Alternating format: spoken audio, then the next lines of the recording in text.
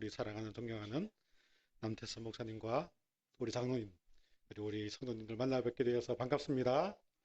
네, 우리 주님의 은혜 가운데에서 함께 은혜가 사랑이 항상 넘치기를 주의 이름으로 축원합니다.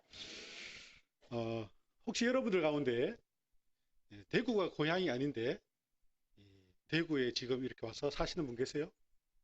자, 나는 진짜 멀리에서 왔다. 그런 분 계세요? 난 진짜 멀리에서 왔다. 예, 아무도 다 대구가 고향이신 것 같아요. 예. 저는 그런 생각을 합니다. 우리는 부부가 한 번씩 이야기를 하기를 우리가 어쩌다가 이렇게 둘이 이렇게 여기서 살고 있는가 이런 이야기를 가끔씩 할 때가 있어요. 혹시 여러분들은 그런 이야기 할 때가 없습니까?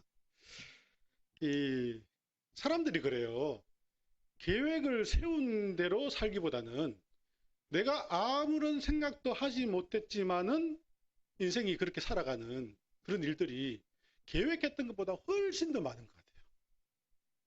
저는 오늘 이 말씀을 통하여서 여러분들과 나누고 싶은 말씀이요. 우리의 인생은 나는 모르지만 하나님께서 인도하신다. 이 말씀을 함께 나누고 싶습니다. 우리가 잘 아는 요셉은요. 요셉의 인생을 보면 요셉은 정말 하나님께서 그 인도하심을 그 순간순간마다 우리가 깨달을 수 있는 그러한 인물 중에 한 사람입니다. 요셉 이야기를 하기 위해서는, 요셉 말씀을 전하기 위해서는 그 아버지로부터 이제 알아봐야 됩니다. 요셉의 아버지는 그 유명한 야곱이었어요. 야곱은 4명의 부인으로부터 12명의 아들을 낳게 됩니다. 그 중에서 요셉은 11번째 아들이었습니다. 그러나 비록 11번째 아들이었지만 가장 사랑하던 요셉이 가장 사랑한 여인 라헬의 아들이었던 거예요. 그래서 성경을 보면요. 그 아버지 야곱은 요셉에게 다른 형제들과 다르게 채색 옷을 입혔다. 이런 말씀이 나옵니다. 이 당시에 지금이야 우리가 뭐 서문시장 가면 여러 가지 옷을 내가 사고 싶은 대로 다 살 수 있지만요. 이 당시에는 옷이란 것 자체가 재산 중에서도 상당히 중요한 의미를 가지는 것이었어요. 그 중에서도 채색 옷이라는 것은 왕족이나 특별한 귀족, 어마어마한 부잣집의 아들들만 입을 수 있는 귀한 그러한 옷이었던 것입니다. 이 아들에게, 이 요셉에게 그러한 귀한 옷을 입히고는 그 귀한 옷을 입히고는 뭐 이렇게 허드렛 일을 시켰겠습니까? 아니지요. 형들은 다 그냥 너희들은 다 저기 가서 양치고 말 기르고 낙타 기르고 다 일하러 보냈어요. 다 보내거든요. 요셉은 아버지가 끼고 옆에 앉아갔거든요. 너는 아무것도 하지 마라. 내가 주는 것만 먹고 너는 좋은 것만 보고 살아라. 이렇게 했던 거예요. 이렇게 할 때에 그 형들이 요셉을 보고 어떻게 생각하겠습니까? 여러분들이 만약에 형들이에요. 요셉과 같은 그러한 형제가 있어요. 그러면 어떨 것 같아요? 예, 성경에 보면요. 37장, 창세기 37장 4절에 보면 이런 말씀이 있습니다. 그의 형들이 아버지가 형들보다 그를 더 사랑함을 보고 그를 미워하여 어떻게 했다고요? 미워하여 그에게 편안하게 말할 수 없었더라. 여기서 편안하게 말하지 않는다라는 말은 그냥 편안하게 말하지 않는다는 것이 아니라 나쁘게 말했다는 거예요. 기분이 나빴다라는 것입니다. 그런데 요셉이 눈치가 없었던 것 같아요. 요셉이 형들에게 와서 이 하루는 이야기합니다. 형들, 내가 어제 꿈을 꿨는데 형들이 이야기 듣고 싶겠습니까? 듣기 싫은 거예요. 그런데 요셉은 형들에게 와서 형들, 내가 어제 꿈을 꿨는데 내 꿈 이야기 들어볼래? 듣기 싫다. 가라. 아니, 들어봐. 형들은 듣기 싫다는데도 굳이 이야기를 하는 거예요. 11의 곡식단이 내한테 절을 하되 더 기분 나쁘게 하는 말인 거예요. 며칠 있다가는요, 또 쫓아와왔거든요. 형들. 우와, 내가 어제 꿈을 꿨는데 정말 신기한 꿈을 꿨다. 형들이 좋겠어요? 싫은 거예요. 그런데 형들. 해와 달과 별들이 내한테 절을 하되 만약에 그런 동생이 있으면 어떨 것 같아요? 네, 그냥 확 그냥. 결국 어떻게 됩니까? 형들의 시기로 인하여서 요셉은 애굽으로 팔려가게 됩니다. 아버지의 사랑을 독차지하였던 그 아들이 하루아침에 애굽의 노예가 되어져 버리는 것이죠. 그런데요, 우리는 요셉 사건을 보면서 꼭 기억해야 되는 그러한 말씀이 있습니다. 창세기 37장부터 나오는 요셉의 이 사건에서 있잖아요. 요셉의 이 말씀에서 우리가 꼭 기억해야 되는 것이 무엇이냐면요. 여호와께서 함께 하셨더라. 요셉이 어디를 가든지 하나님께서는 꼭 이 말씀을 하십니다. 여호와께서 함께 하셨더라. 요셉이 팔려간 곳은 친위대장 보디발의 집이었어요. 지금으로 말하면 청와대 경호실장. 말만 들어도 무섭지 않습니까? 청와대 경호실장 집에 노예가 된 거예요. 종이 된 거예요. 아버지의 사랑을 독차지하다가 하루아침에 그 무서운 곳에 종이 되었던 거예요. 요셉이 이렇게 될 줄 요셉이 알았겠습니까? 상상도 못했던 일이에요. 그러나 요셉에게 이와 같은 일들이 일어나더라는 거죠. 그러나 요셉은 그의 아버지를 통하여서 배웠던 그 믿음, 신앙으로 인하여서 어디에 있든지 하나님께서 나와 함께 하신다. 이 믿음을 잃어버리지 않고 살았던 것 같습니다. 그러나 거기서 그래도 고생 좀 하다 보면 좀 나아질 수 있잖아요. 근데 요셉은요, 그렇지가 않았었어요. 그 보디발의 집에서 열심히 일했는데 하루아침에 누명을 쓰고 어떻게 됩니까?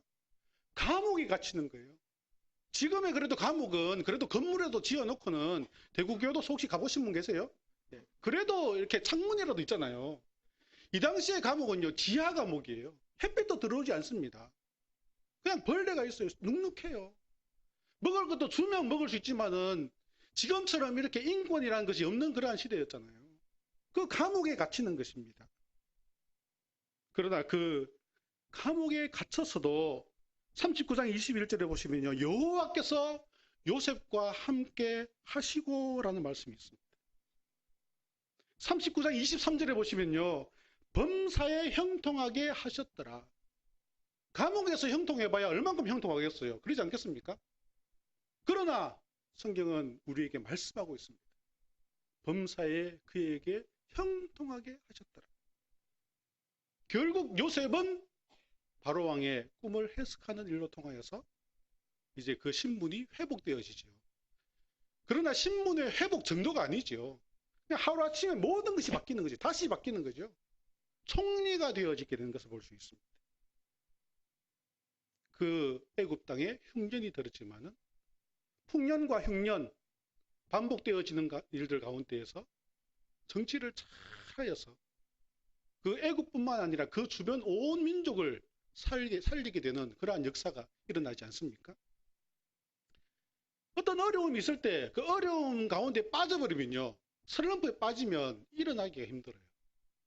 그러나 때로는 그런 것이 있어요. 어려움과 슬럼프가요, 때로는 나에게 이익이, 나에게 도움이 될 때가 있어요. 가족들도 여기 이제 우리 보니까 중고등부 청년부도 많이 있는데요. 우리 어르신들 지금까지 인생을 살아오시면서 그런 것 있잖아요. 어려움 가운데에서도 서로 힘내고 의지하고 열심히 노력하고 하니까 회복되어지는 일들이 있지 않습니까? 부부들도 그래요. 어떤 부부는요, 어려움이 있으면요, 어려움은 어려울수록 더 사랑하고 더 아끼고 그런 부부가 있는가 하면요, 어떤 부부는요, 조금만 어려움만 있어도 요즘은 어떻습니까? 헤어져 버리는 거예요. 그러나 끝까지 참고 인내하며 노력하고 그 어려움을 이겨내면요, 결국에는 회복되어지는 인생이 있다라는 거죠. 요셉도 믿음 가운데에서 살아갈 때 하나님께서는 그를 회복시켜 주시고 그를 통하여서 애굽뿐만 아니라 주변에 있는 모든 민족까지도 설계하는 그러한 회복의 은혜를 허락하신 것을 우리는 성경을 통하여서 너무나 잘 알고 있습니다. 그런데 문제는 이제 여기서부터 시작되어집니다. 애굽의 형들이 가나안에 있던 형들이 애굽 땅에 곡식을 사러 오잖아요. 오늘 말씀이 바로 그 말씀입니다. 형들이 요셉 앞에 와서 곡식을 사러, 곡식을 팔아라고 요청하고 합니다. 요셉이 딱 보자마자 그의 형들인 것을 한눈에 알아보는 거죠. 그러나 형들은 전혀 알 수가 없는 거죠. 그럴 리가 상상도 못하는 일이지요. 요셉은 다 알면서도 자기 신분을 한 번에 드러내지 않습니다. 그리고 아버지는 살아계시냐? 내 동생 베냐민은 살아있느냐? 여러 가지를 묻습니다. 만약에 여러분들 같으면 나를 팔아먹은, 나를 애굽에, 나를 다른 나라의 종으로 판 그 형들, 죽이려고 했던 그 형들을 이와 같은 상황에 만났을 때 어떠한 마음이 들겠습니까? 제가 진짜 저라면 인간적으로 그냥 당장 그 자리에서 그냥 이렇게 참수 그럴 것 같아요. 사람이 그렇거든요. 사람의 마음이 그렇잖아요. 나를 죽이려고 하고 나를 애굽의 종으로 팔아서 지금까지 이와 같이 고통을 줬는 그 형들인데 아무리 형이지만 이럴 수 있는가라는 마음이 들지 않겠습니까? 그러나 요셉은 오늘 말씀해 보면요. 내게로 가까이 오시오. 내게로 가까이 오시오. 내가 요셉입니다. 내가 지금 이곳에 있게 된 것은 당신들이 나를 팔았기 때문이 아닙니다.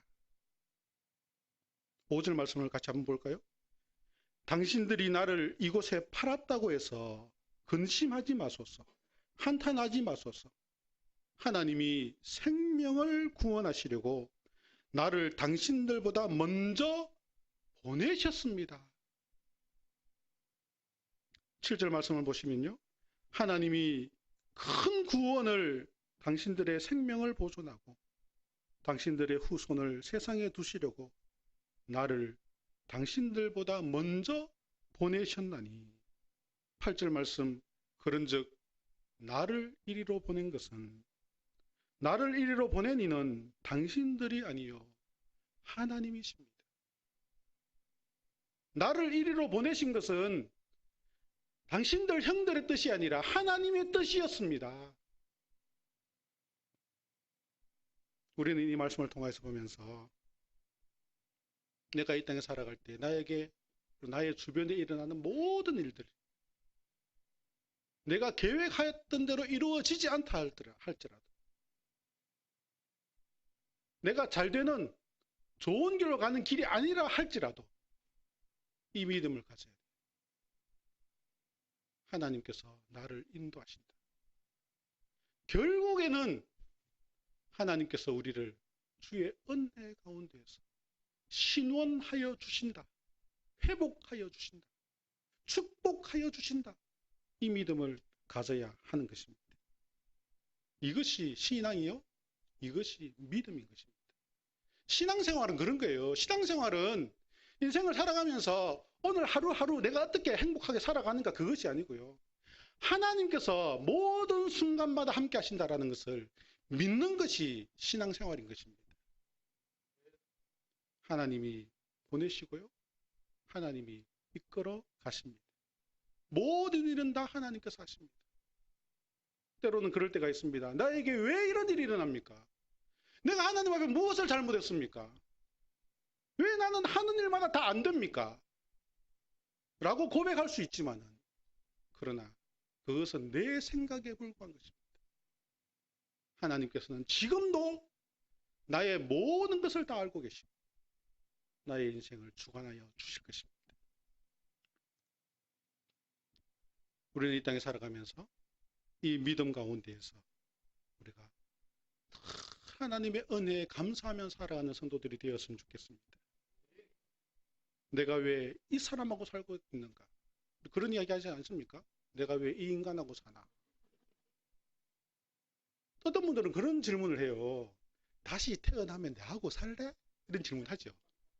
여러분들은 만약에 다시 태어나면 지금의 남편, 지금의 아내와 살고 싶습니까? 안 살고 싶습니까? 예, 웃음으로 이렇게 넘기시는데요. 제가 정답을 가르쳐 드릴게요. 만약에 누군가가 묻거나 아니면 배우자가 물으시면 다시 태어나도 내하고 살래 그러면요. 무조건 산다 그러세요. 내가 100번 태어나도 당신하고 산다 그러세요. 왜냐면요. 다시 안 태어납니다. 다시 태어나면 제가 책임을 질게요. 절대로 다시 안 태어납니다. 그러니까요. 이왕이면 내가 당신하고 끝까지 살고 100번 태어나도 같이 산다 그러세요. 그게 기분이 좋은 거예요. 그게 얼마나 좋아요. 그렇지 않습니까? 꼭 이럴 때만 솔직해요. 다른 데는 그냥 안 솔직하면서. 예. 다시 한번. 다시 태어나도 지금의 배우자가 사시겠어요? 그렇지요. 그렇죠. 예, 예. 그런 것입니다. 내가 왜 이 사람과 살아? 불평하면 불평할수록 내 마음은 괴로울 수밖에 없는 거예요. 내가 왜 여기서 살고 있나? 내가 왜 이 일을 하고 있나? 내가 왜 이렇게 사나? 내가 불평하면요. 그것은 나에게 더 힘들고 어려운 길만 닦아가는 거예요. 그러나 나는 알지 못하지만 하나님께서 내 인생을 인도하시는구나. 하나님의 뜻이 있을 거야. 이 믿음으로 살아갈 때요. 우리는 주 안에서 기쁨으로 소망으로 살아갈 수가 있는 것입니다. 제가 아는 한 집사님께서요. 사회적으로 말하면 일찍부터 성공하신 분이 계세요. 지금 제가 이제 소식을 전해 듣기로 무슨 투자 금융 그룹의 이제 사장이 되었다고 그러시는데요. 40대에 외국계 기업의 이사가 되고요. 월급을 우리로서는 감당할 수 없는 만큼의 월급을 받으시고요. 잘 사시더라고요.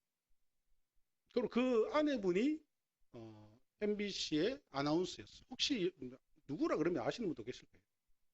그런데요, 이분들이 이제 아이를 낳았는데요. 성장하면서 다른 애와 좀 다른 거예요. 애기 때는 잘 모르겠는데 성장하면서 보니까 조금 다른 거예요. 보니까 발달 장애가 있는 거예요. 이 부부가 왜 우리가 왜 우리 집안에 이런 아이가 태어났냐. 처음에는 그렇게 원망을 했대요.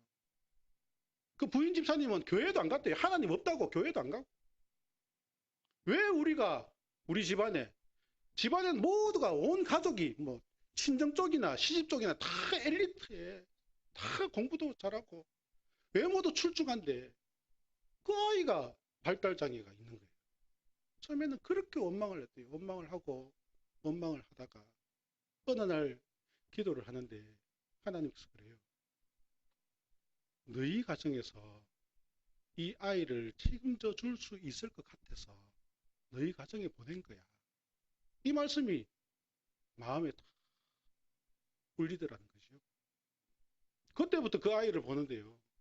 너무나 감사한 거예요. 우리가 책임져야 되는구나. 우리가 사랑해야 되는구나. 그래서 지금 잘 키워갖고요. 태어나서 성장 어느 정도 갈 때는 발달 장애였는데 지금은 이미 대학을 다니고 있어요. 그런 것입니다. 우리는 1년 동안 지내면서 지금 이제 벌써 12월 중순이잖아요. 1년을 돌아보면 참 내가 열심히 살고 열심히 노력했는데 그것만큼 이루어지지 않은 것들이 있을 수가 있잖아요. 우리 학생들 가운데는 열심히 공부했어요. 그런데 시험에 안 되는 일도 있잖아요. 저는 뭐 시험이 있잖아요. 저 솔직히 말씀드리면 시험에 한 번만에 된 시험이 거의 없습니다. 대학이든 대학원이든 그냥 뭐 계속 그냥 몇 번씩 썼어요. 운전면허는 한 번으로도 표시 못해요. 한 손으로도. 두 손을 해야 돼요. 이렇게. 제가 머리가 나쁘고 공부를 못해서가 아니고요. 저도 공부를 잘해요. 사실은. 근데 시험만 치면 일단 한번 떨어져 보고 한번 떨어져 보고 이렇게 되더라고요. 저는 사실 고향은 대구입니다. 고향은 대구인데요. 한 20여 년 전에 이제 학교를 졸업하고 이제 서울로 가서 사회생활을 좀 하다가 직장 신대원을 다니고 이제 대구 다시 내려온 지가 이제 한 3년, 4년째 접어들고 있습니다. 처음에 이제 서울로 가서 참 적응하기가 힘들더라고요. 같은 나라지만 적응하기가 힘들더라고요. 그런데 그나마 이렇게 교회에 가니까 교회에서 잘 챙겨주시더라고요. 그래서 빨리 적응할 수가 있었어. 그리고 다시 또 이렇게 전혀 계획하지 않았지만 다시 대구로 이렇게 내려오게 되었어요. 고향이라고 그랬죠. 내려오니까요. 또 다르더라고요, 이게. 고향은 고향인데 고향 같지 않은 고향. 예. 그래서 우리가 그런 기도 한 적이 있어요. 하나님, 내가 도대체 어디로 갑니까? 내가 지금 도대체 어디로 갑니까? 저는요, 이 서부교회에 오게 될 줄 몰랐어요. 우리 존경하는 안데스 목사님, 그리고 서부교회를 익히 들어서 잘 알고 있지만은 내가 여기 와서 이와 같이 함께하게 될 줄은 전혀 몰랐거든요. 그러나 하나님께서 인도하시는 것 같아요. 주의 은혜 가운데에서 우리가 우리 목사님을 모시고 우리 성도님을 모시고 우리 함께 하나님의 인도하심이 그 은혜가 얼마나 큰지 함께 나누고 기도하고 섬기는 사랑하는 교회가 되고 또 주의 은혜가 넘쳐나서 날마다 감사하며 소망 가운데 살아가는 여러분들 되시기를 주의 이름으로 축원합니다. 다 같이 기도하겠습니다. 고마우신 하나님,